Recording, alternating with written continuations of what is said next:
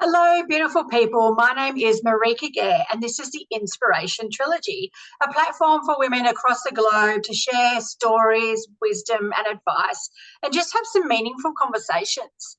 So, today's guest, we have Dani Hewton from Nex-Gen Wellness, who empowers people through education, psychology, and she offers a holistic approach to healing, healing stress and pain management. Welcome to the show, Dani. Thank you. I'm so pleased to be here. Look, it's great to have you on the show. For the listeners listening out there today, would you like to share a little bit about yourself and your journey and how you got to, I guess, where you are at this point in your life? Yes, thank you. So I am from a farming background, lived on farm most of my life and had a pretty challenging childhood that was very much work focused, with a whole ton of abuse. Also from there went into teaching and spent quite a number of years teaching. So I've taught every year from year 1 to 12. Oh, wow. Yeah. So and learned so much about the human mind and psychology through that experience. I've always had intense yearning and passion around mental health, and have always been able to weave mental health, wellness, mindfulness through everything I've done in my teaching career. Yeah. Which, it's led to so many benefits for all concerned. Yeah, especially going through those years when children, as you said, you've taught all the years, and as they grow up, there's just so many changes and so much anxiety and things that come through those stages in life that really require that mindfulness and awareness. Oh, absolutely. And it's that awareness that just can be the absolute key to sailing through those tricky teen years, Yeah. or not. And there's so much more anxiety our kids are experiencing now because technology, and the lack of time and energy parents have for their children is having a huge impact. Women's lib was great. However, there has been some fallback where women, as a result of the liberation, have actually got quite a raw deal in many now. And as a result of the woman expecting to work and to maintain the home and to maintain the kids, and often without a lot of support from their partner, we're in with kids that are so thirsty for attention and thirsty for love, which creates a whole pile of problems in the way they see their world and understand their world. And a lot of overcompensation, which has not been helpful. It's interesting, isn't it, that in the plight for, our feminine rights and ability to be able to do things, like as you said, we've kind of come to this space where we're striving to be so much more masculine, which actually isn't part of our feminine structure. So it's a very I find in society in today, it's a very different situation that we find ourselves in, because as you say, like, there is that real need for more femininity in our child's upbringing and in, I guess, daily life, because we don't see the men attempting necessarily to be more feminine, and that's what they strive for, but we see it on the reverse side. So it's kind of, it's a very very interesting time I'm finding at the moment. It is. And, our children just need that nurturing and need that balance. And I was quite fortunate in that we were at the extreme end of the pendulum as children in my family. So work came first, second, and third. We were expected to work extremely unreasonably hard on the farm and in the shearing team. So my dad had a couple of thousand acres, and he actually run up to 4 shearing teams 9-10 months of the year. Wow. And it wasn't unusual for us kids to be pulled out of school, even primary school, to go and work in the team if Mm, dad couldn't get staff. yeah. I just, and the harder you worked, the more you worked, the safer you were in my household. Okay. Um, and so even to this point, if my dad sees or hears of us having a holiday or relaxing or whatever, there's always derogative feedback. Yeah. So You're not it's allowed that. luxuries in life like that. Yeah. That's right. So finding the balance can be quite difficult. Mm, Where, my mother worked two jobs pretty much full time. She was always exhausted. She had nothing left in the tank for us kids at all. We yeah. were so blessed though, because my eldest sister was born a mummy, and Oh, she was the most incredibly nurturing, beautiful, feminine person that did fill our cup. oh, that's beautiful. While she was with us. So we were very, very fortunate. Um, and bringing my own children. So I've got three boys, 23, 21, and 14. Wow. Yes. So, part of my conditioning was, yeah, I'm going to work really hard, but I expect my children to step up and be very capable, just as I was. Mm, And I think I got the balance pretty good. And I had this gut instinct my whole life that I would have to make sure my children would be independent and yeah. capable, because I just felt something was going to happen to Rob and I, my husband. We've been together 32 years now. And Wow. That's awesome. I just had this gut feeling something was going to happen to us, Mm, terrified that if my children weren't capable, they would be separated. yeah. And so from a young age, I ensured that they knew how to cook, to clean, to do all the things, which was an absolute complete blessing, because when the thing did happen and our world come crashing down and we were left in the middle of nowhere without support, my kids could actually step up and run the house. Yeah. So, But yeah, without it being stressful and without, like you're saying, with your childhood where it was a bit more intense. Like the that's right. ability, I think it's very important for our children to have the ability to be independent too, just because you never know. So I really like that you'll be able to find that balance too. And I think it's in our instincts are always right, aren't they? And isn't Oh, it strange like that? Like you kind of know things that are going to happen, or you sense that things might happen before they do, and it's just a preempt for you to get things, I guess, prepared. exactly. And and it was an absolute godsend for us, because things would have gone a whole lot more south had the kids not been so capable. Yeah. And having that capacity to be quite independent right from young in primary school served them so well through high school.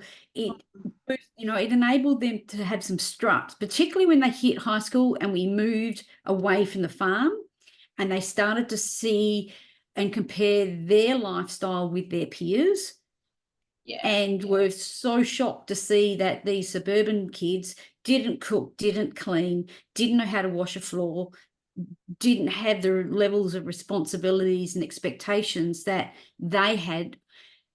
And thank goodness, because we had balance and there was so much love and compassion in our household, our boys were so proud of Yeah. what they were capable of. And I worried, I'm like, oh, these guys, now that they know other kids aren't doing the same as they are, that they're going to do the poor me and Yeah. jack up and refuse to serve in our household. We all serve each other. And it was such a refreshing relief to know that instead they were incredibly proud of themselves. And it just gave them so much more confidence in where they stood in the world. And I Yeah. think totally contributed to their high level of success moving through high school and into the Mm. workplace.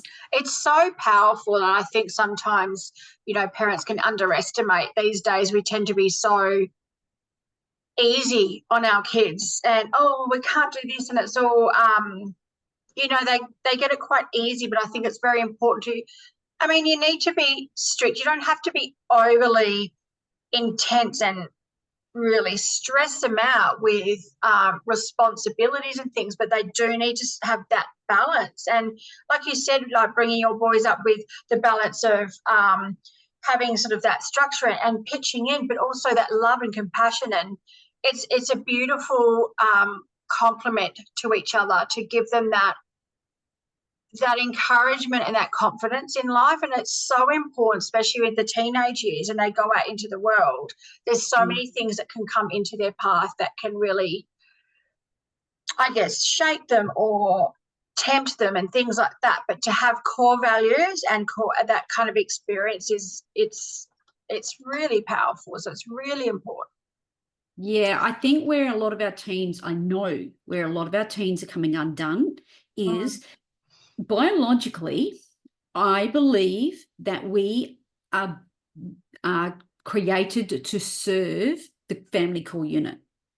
So when we go back to ancient times, tribal times, if a person was not pulling their weight, serving the family, serving the community, by the time they're 12, 13, they're at risk of being thrown out of the tribe to fend for themselves. So, I love the way that you bring it up, because it do in so many of the ancient cultures and other cultures, family and all serving and pitching in is so important, because you're a team.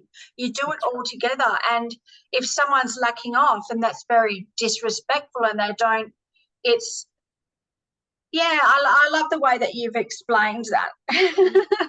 and the thing is, though, is the trauma of being thrown out of the tribe and having a very low success survival rate as a result, or trauma because you're picked up by another tribe or whatever, creates a trauma that I believe has been stored on the DNA.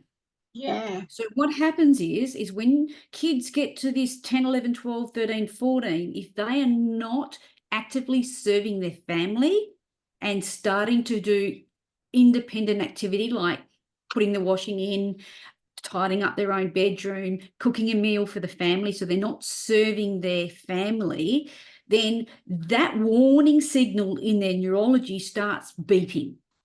We've got a problem, Houston.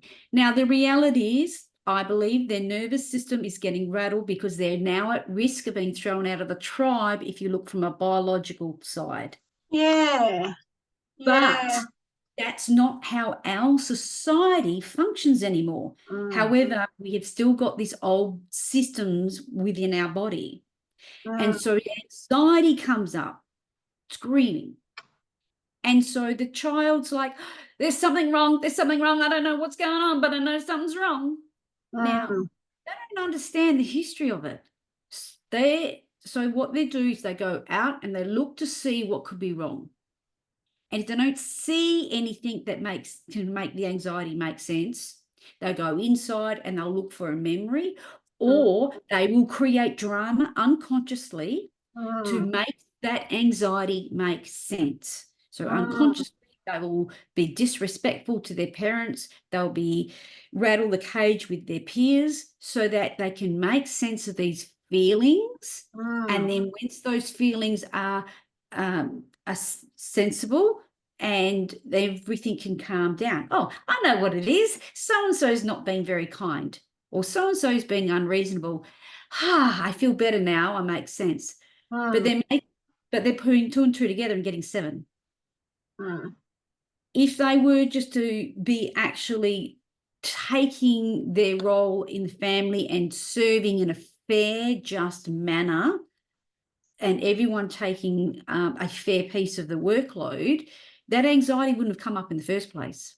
Yeah, because it's almost like having a sense of connection with the family and with the world, and having a responsibility, like having a purpose. Because as a kid, you just kind of float through life, like your purpose is school and that's about it. And then you get the hormones, everything's amplified. Like you said, there's kind of, a spiritual imprint, back from ancient lineage or whatever, that can flow through. And it's just, I think, yeah, having that responsibility and just having a place in the world, which starts in the home, right, and in the family. So then they feel more confident. So when they go out in the world, they know that they've got a place somewhere. So, yeah, look, I really love the way that you explain things, and I think it's so important to share this wisdom. So, can we go back a little bit to those challenging times when you said things changed for you and your partner and the children stepped up? How did you all navigate through that as a family? Well, I wasn't consciously home most of the time. So what actually happened is back in 2012, I was giving some rams some injections and some sedative for the shearers. And one of the rams obviously had the vet medicine kick in, started feeling unwell. And basically he went to jump over the fence. His brisket hit my jaw and slammed my head into a big steel pole as he was flying. God. Visualize 130 kilos of muscle flying through the air, collecting your head and slamming it into a pole and bouncing back. Wow. So I collapsed. I was blessed that my father-in-law just came out the back to see if I needed some help at that point. So he was able to get some help. The ambos actually couldn't find a pulse initially. Really? So that was a pretty big experience, and I woke up a few days later in intensive care in hospital. Oh, so you were unconscious for a few days. Wow. So I believe I was in and out of consciousness, Yeah. but was just so unwell. I just wasn't really aware of anything. Yeah. Yep. And then basically I was having crazy amounts of seizures. So they kept upping my seizure medication, which didn't actually help the seizures at all.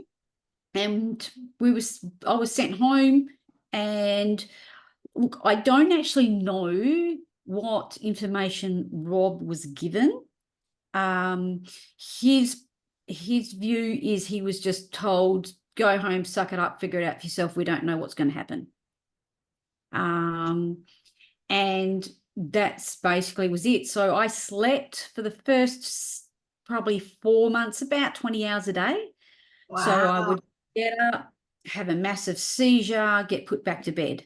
Really? Get up. Oh my gosh. About 20 minutes, get put back to bed. I had the most horrific, excruciating headache for the first 6 months that just nothing touched. Yeah. Because your brain would have been so swollen, right? Because I've had a head injury as well, and my brain, it was just so swollen. It's incredibly painful. So for a number of years, I had no peripheral vision at all. So it was about all I could see. Really? I couldn't balance. So my brain relied 100% on my eyes for balance and location. So if I closed my eyes, within 20 seconds, I'd be on the floor. I'd just collapse straight on heap on the floor. I had that as well. I couldn't stand up without falling over. Yeah. I had my left side. It was actually a few weeks after I got home, I remember collapsing on the way back from the shed, because I kept going to the shed all the time because I'd just bugger off and they'd have to go find me. And I had a thing for going to the shed all the time. Yeah, it's like your brain's just kind of not on repeat, but almost going through the same motions to kind of trigger you back to normal or something. It's strange. Yeah. So and I collapsed one time and I lost all strength on my left side. Hardly lift the arm. My face dropped significantly. Really? It's actually a lot better now. Not many people can tell the droop. And yeah, so I couldn't walk unaided without flying off all the time to the left. And seizures. I had most things would only sit in my brain for up to 10 minutes and then they'd be gone. Yeah. So Bob would tell me, oh, news, so-and-so's just got engaged. And his dad would come in for smoko and he'd say to his dad, "Oh, so-and-so's just got engaged." And I'd be like, "Oh, you didn't tell me that." It'd all be news. So I was Yeah. constantly yelling, like being frustrated with him for not telling me stuff. And he was constantly frustrated with me because he had told me. And you get so, I remember after my brain injury, I mean, it wasn't probably as intense as yours, but I was very forgetful. People would say something, I literally forgot straight away. Yeah. I'd start to write it down, and after the first word, I've forgotten. Like it's so hard because you're just in this kind of vortex of, I don't know, it's kind of just this haze, isn't it? It's really kind of surreal. Like you don't, and time doesn't really, it's something, it's difficult to explain. That's it. And because Yeah. Rob's one of these guys who won't ask for help, Yeah. and with the head in the sand, everything's okay. So most people thought I was fine, and I was anything but fine. Yeah. I couldn't do couldn't put a meal together. I couldn't work out how to use the washing machine. And I mean, and that was quite frustrating because I'd have lucid moments where I remember I'd just sit there and cry because I'm a computer technician. I'm a computer engineer. I should run a You computer grieve for business. what you've lost and what you remember. Because I was the same. I was, I had a memory like an elephant. I was really intelligent, and it's like overnight everything changes, and I was the same, so forgetful, and I couldn't do anything for myself. And it's so hard to grieve the old you and not knowing what's going to happen in the future. Like your doctors are saying, you can't really say what was going to happen. And I was the same. They said you might be stuck like this forever, you might improve, we don't really know. And that's really challenging. So how long did all of that stuff last for you? So it was end of 2014 before I was actually able to function independently. Okay. Yeah. We were really lucky. Rob was thought to take me to a chiropractor, Eslet Graham in Collie, and she put us onto the Institute of Functional Neuroscience. And so then I started doing therapy with Dr. Randy Beck, who's been International Neurologist of the Year many times over. And so then we started this huge, expensive process of brain therapy that involved electricity getting put through my brain and all sorts of interesting therapies that went on and on and on, just trying to get my brain to wake up, because most of my brain was asleep. There was very, very little electricity when they did the QE. Like you get these little sparks, but it's not firing. Yeah. So when they did the brain scans, they could see this part was on fire, but everything else was dark blue, asleep. Like I couldn't even use a phone.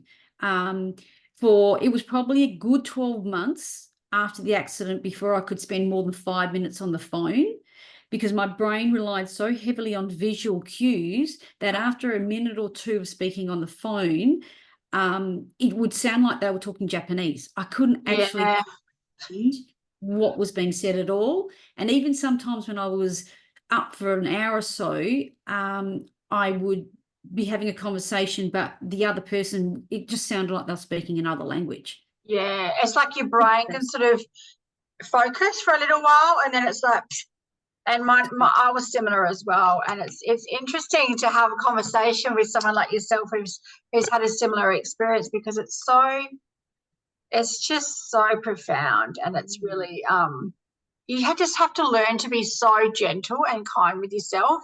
And it really, I mean, over time I found with my journey, you have to go back on all of your past and how you perceive things and how you view things and how it emotionally affected you, because it's like starting from scratch almost again.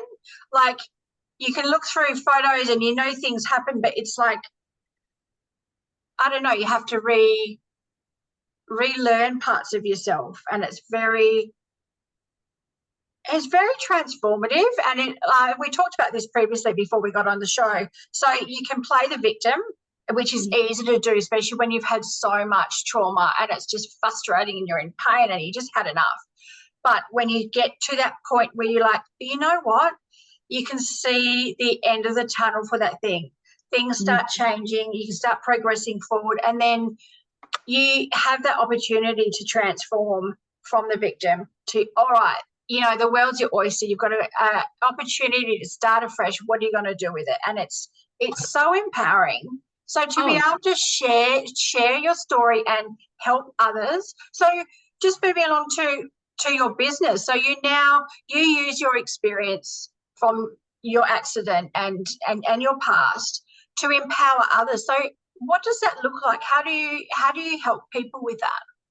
Well, through the injury, I come to learn crazy amounts about the brain and understand the function of the brain and electricity and how energy moves through the brain, and was taught, you know, because I was having to get my brain to open up new pathways to allow it to function again. I have first-hand experience, and I'm the sort of person I need to know how things work. I need to know the whys. I'm not happy just doing it. I want to know the science. And so I have now, as a blessing from that experience, I have the deeper understanding of the brain than anyone else I know except Dr. Beck. Because I've just studied and studied, and I've done the work to get it working again. But, you know, that experience was such an incredible blessing, because as a result of the dominoes of that experience, you know, I've got such empathy and understanding of people who've had brain fog and have had their brain shut down. People with chronic fatigue, because part of the fallout was exquisite chronic fatigue. I'd had chronic pain all my life before the accident, which I was in the process of getting it under control. But one of the awesome things that come out of the accident was the neurologist ended up scanning my son because things didn't look right. And actually, he was diagnosed with autism. Oh, okay. Which everything makes sense, because he had a lot of struggles.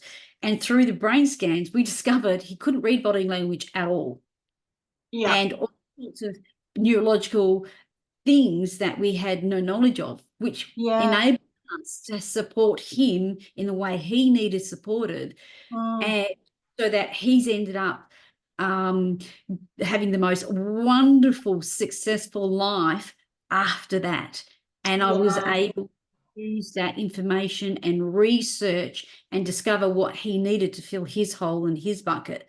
So he, from not having any friends and constantly getting beaten the living jibber-jeebers out of everywhere he went, to thriving in high school, understanding how his brain functioned, improving his brain function so that he could work and socialize well for the first time. And, you know, we had to concretely teach him body language. So he had no idea that when the mouth was like this, it meant happy. So as a little fella, we actually ended up having to teach him all of that from scratch, and that opened up such a wonderful doorway that enabled him to function in a manner that enabled him to slide into society and fit for the first time in his life. So that's so beautiful, and it's the brain, and it's so powerful and it's so complex, and there's so many things, as we mentioned as well before, that we're still learning. The scientists are still learning about the brain. And I've actually come across a brain scanning place recently myself, that I was looking at getting my son to help with his focus and try and understand how I can help him as well. But I was also curious to get myself done because of my previous brain injury. And I noticed when I hit perimenopause and sort of moving on, it's been 10, 11 years since my accident, having certain medications can almost like bring it back, like trigger it, which I wasn't aware of. And now I've done my research, I understand that that's quite normal. And it's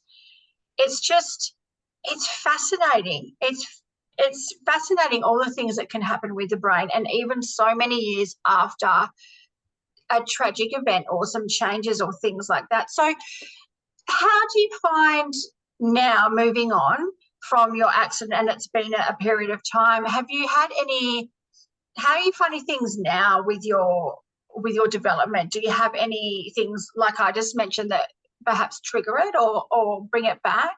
Yeah, I've had 3 big slide backs since, where I've had a general anaesthetic, Yeah.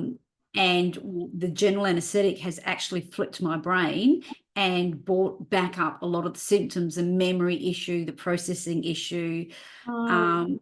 and literally the processor going much slower.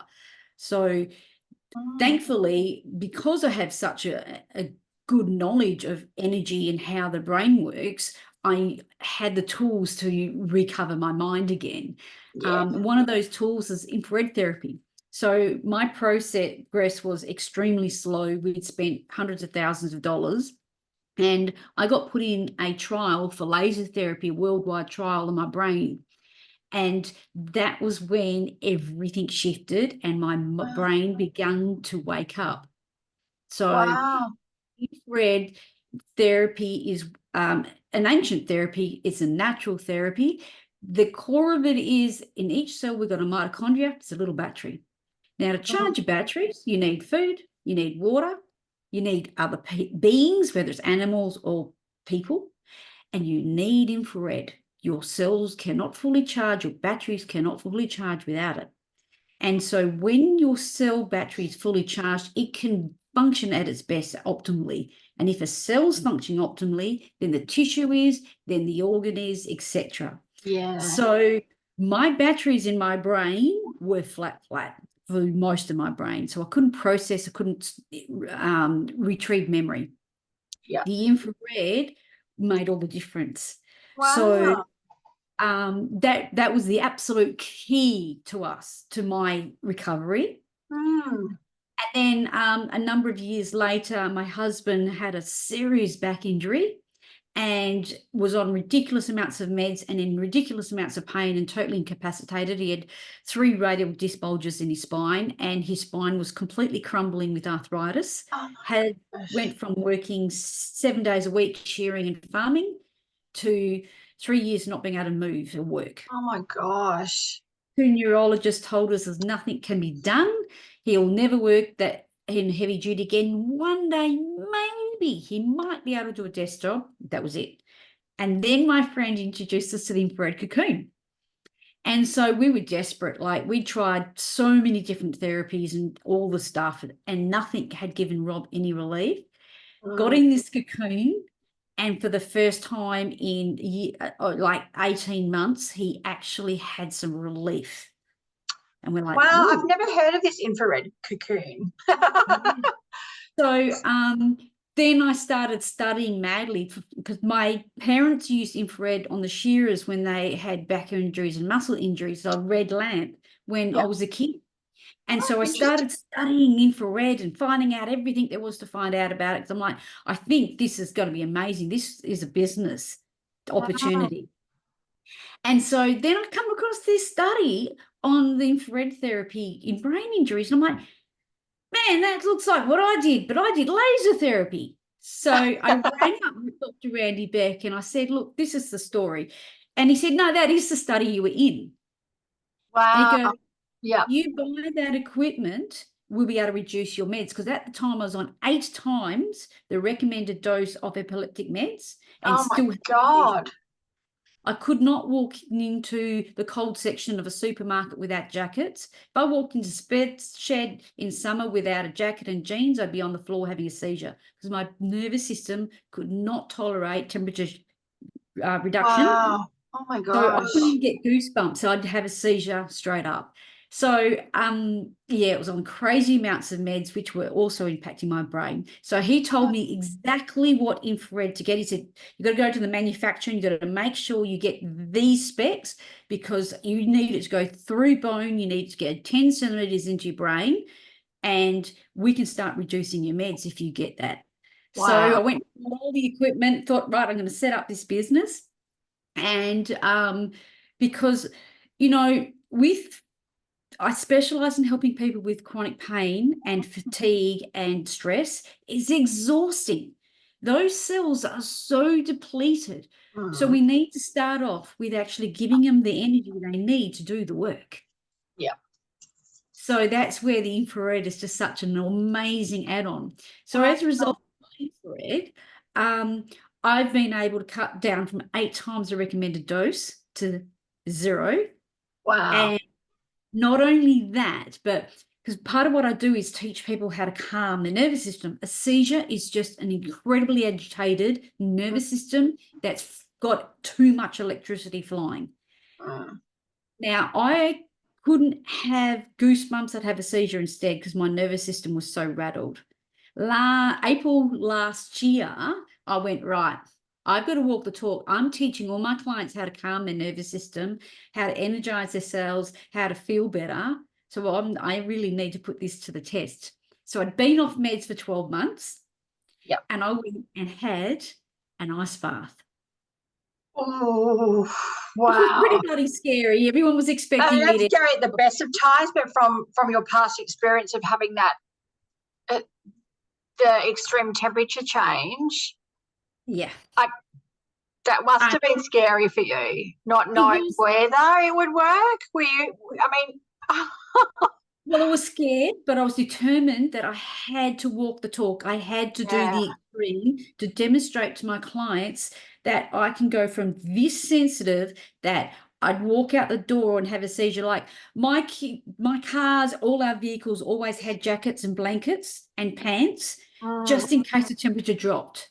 We'd go into a shopping centre and we'd have to have a jacket just in case it was cool so that I yeah. wouldn't end up on the floor having a seizure. Oh my gosh. And so, yeah, 3.5 minutes in an ice bath. Wow. Seizure come up, and I'm like, oh crap, I'm in trouble. Not stop, steady. Started doing the exercises, so that's involved with moving energy through the body, Yeah. certain moves, holding certain pressure points, stimulating the vagus nerve, Mm, and the seizure come up, and I managed to put it back in its box and calm my nervous system. And I stayed in the ice bath for 3.5 minutes. wow. That's incredible. Yeah. And not only that is Rob, who was told by 2 neurologists he'd never work again and da, da, da, da. I got him out of all his pain. Not only that, he's shearing sheep again and working full time, lifting heavy weights all day, every day. Wow. Just goes to show, right? Never say you can't do this. You'll never be able to do this. And that's something that's given me the motivation over time. So don't tell me I can't do it. And it gives you that drive to really to just kick ass. That's it. Don't tell me I can't, because I'll find a way. Yeah. Yeah. And that's where so many of my clients come in. Like they've tried everything and been told by experts this is the end of the road, which is it's so debilitating and so wrong. There is never no end to the road. Like it's just that's I don't accept that on any level of in any space. But look, you are so resilient. You've been through so many incredible challenges, and I think you've got such a beautiful way that you explain things, and you've got such great wisdom to share with people. So I am interested in what you do as well. I've never heard about the infrared, so it's something that I'll be looking into. Look, for those of you like myself who want to, and the listeners out there who want to come and see you and explore what you offer and what you can do, what's the best way to contact you? Probably through my website, www.nextgen-wellness.com.au. Yeah. Or you can call me on my mobile, which is 0497 20 40 80. And you're based in the southwest of WA? That's right. Yep. So if you're looking us up on the socials, you look up Nex-Gen Wellness, look for the red butterfly. That's us. But yeah, we're just so fortunate to, that I've had so many really difficult, challenging experiences, because as a result, I have got the biggest kit of strategies and tools. Like I had a client say to me a few years ago, she said, Dani, people talk about having a toolbox of strategies and things. She She goes, you don't have a toolbox. You've got a bloody great huge shed full. And I'm like, yeah, because I've had so many challenges that I've been driven to find out, so, explore and get the wisdom and so many different ways. Mm. Look, And that's so, why I think you've got so much to offer the world. And I love our conversation today and being able to help get the word out there for all the things that you can do. So look, just as a last ending the podcast now, what is one, do you have a quote or something motivational, something that just you kind of think about on those days that you might be having a bad day or a difficult time? my favorite is to actually take a step aside from myself and ask myself, who are you being today? I spent a lot of my life being the victim, and that is not a nice place to play, and it just creates more drama. So I ask myself, who are you being and who do you want to be?